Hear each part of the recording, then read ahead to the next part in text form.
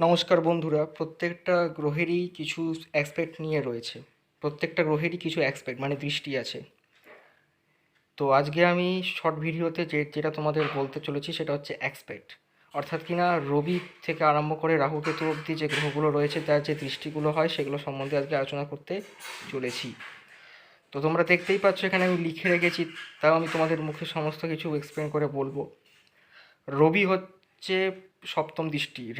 রাহু কেতু ছাড়া প্রত্যেকটা গ্রহেরই সপ্তম দৃষ্টি থাকে, অর্থাৎ কিনা রবি চন্দ্র মঙ্গল বুধ বৃহস্পতি শুক্র শনি প্রত্যেকটা গ্রহেরই সপ্তম দৃষ্টি, মানে যে ঘরে বসে তার সমসপ্তমে যে ঘর পড়ে সেই ঘরকে দৃষ্টি দেয়।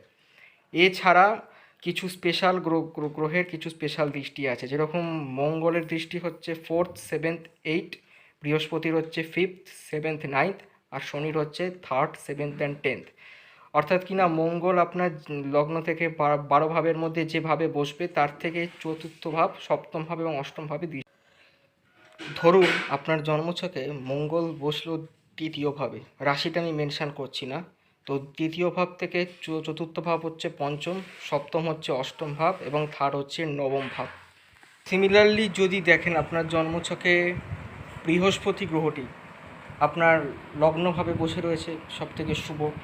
লগ্নভাব থেকে পঞ্চম ভাব, সপ্তম ভাব এবং নবম ভাবে দৃষ্টি দেবে, অর্থাৎ কিনা লগ্ন থেকে পঞ্চম মানে পঞ্চম, লগ্ন থেকে সপ্তম মানে সপ্তম ঘর এবং লগ্ন থেকে নবম মানে ভাগ্য।